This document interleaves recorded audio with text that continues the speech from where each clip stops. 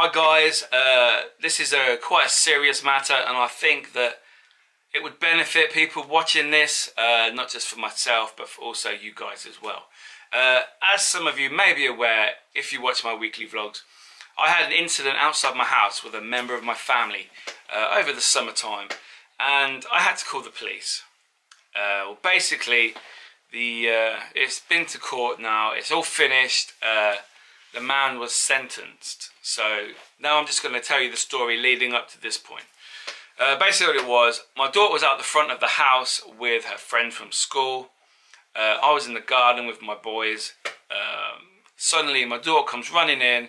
She's shaking, she's scared, and she's crying. And basically she said that there was a man outside and he exposed himself to her. So obviously I'm angry.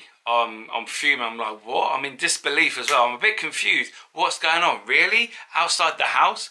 So I go outside and I find out it's the man who sometimes lives at the flats. Now the flats are 20 feet away from my house. So I'm looking at him and I shout at him and try and find out what's going on. And obviously he denies it. He's like, don't be stupid, don't do that.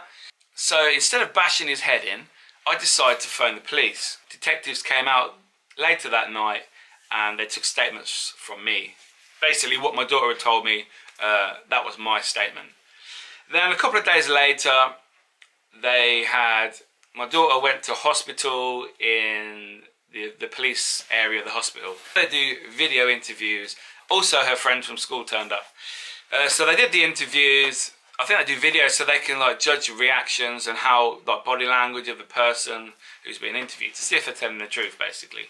Well, anyway, this man was then arrested and they kept him in for a couple of days, I believe. The following Friday, he was in court to see if he would make bail. The police didn't think he would, but unfortunately, he did make bail. He was let out to go and live in Kettering, but only in Kettering. And the following Tuesday, there would be another court date to see how he's doing outside, see if he can remain outside or go back inside, like if he doesn't meet his bail conditions over the weekend sort of thing. So he went to Kettering. On the Sunday, I saw him outside my house. He was with his friend from the flat and he decided to get in his car and put stuff in his car. I don't know what it was. So basically I videoed it on my phone and I called the police. They went to Kettering and arrested him, I believe. They kept him inside in prison till the following Tuesday.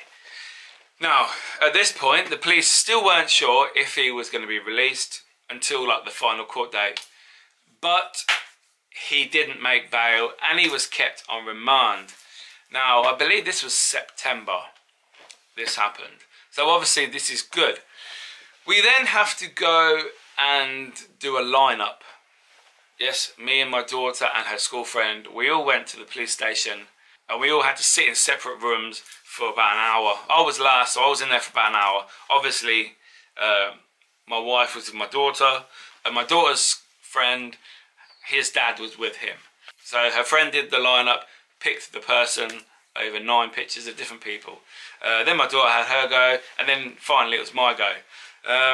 What I found out after this, that my daughter and me both picked out the correct person, but we're not sure if her friend did.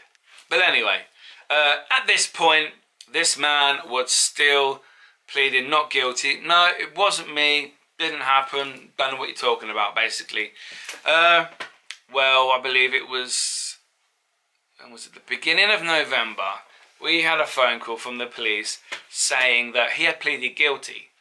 Now, I believe this was his lawyer suggesting that he not plead not guilty because he wouldn't win probably in court and he might get a longer sentence. So this is all good news.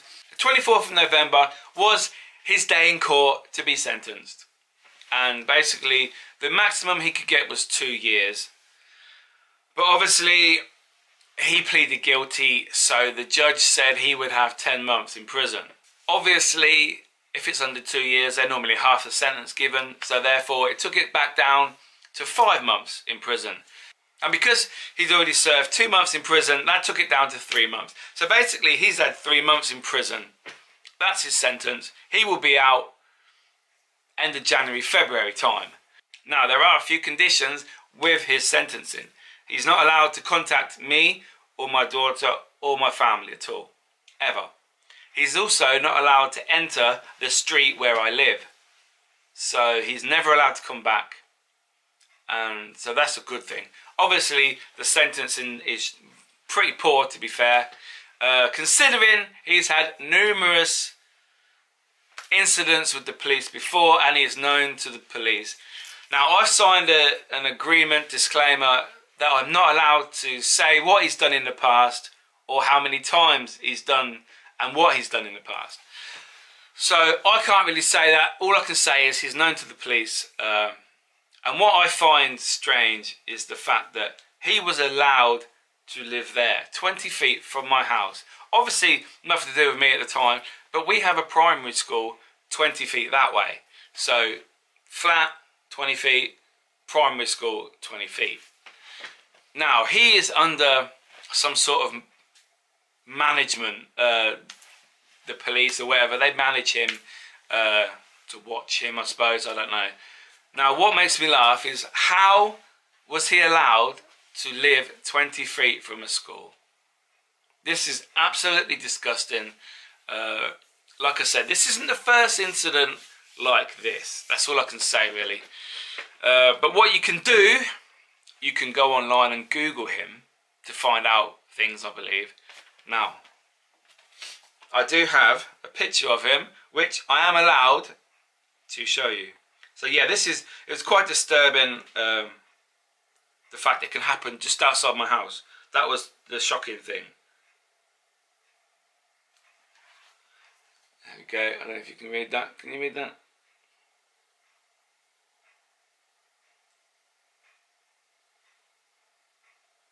But anyway, that's the gentleman. I believe his name is Stephen Watts. So obviously this is not a good situation to be in. Obviously I do not let my children out to play in the street normally anyway, because there's lots of weirdos about, lots of bad people basically. Now that was before an incident like this happened. I was very protective over my children. A few years ago I used to let them out, but now I don't know, I'm just more protective. And to be fair, my daughter was actually in the front garden when this man was doing it. So it's not like she was running around the street. It can just happen anywhere. So this video, basically the message I want to get out is firstly to let you guys know what happened, because some of you are asking what happened with the police over the last few months. Well, I've told you now, so I hope you can understand. I couldn't tell you at the time because the police it was an ongoing investigation basically. And also, just be careful where your kids go. That's it. You need to watch your children. Please be careful. These people, these fucking pedos could be anywhere. They let them live next to a school where I live. You could have a pedo living next to you. Now, obviously in the old days, people would camp out. They would drive these people away from the houses. They would beat them up.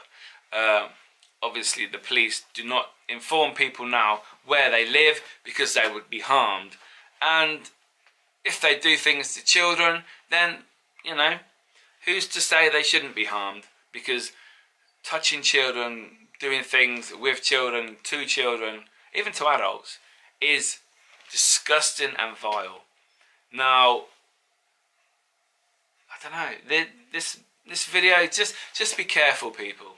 Make sure you know where your children are. Make sure they have a phone. Give them a mobile phone. Give them a cheap one if you don't want them to be on the internet all the time. Just so you can ring them to find out where they are if they're playing out.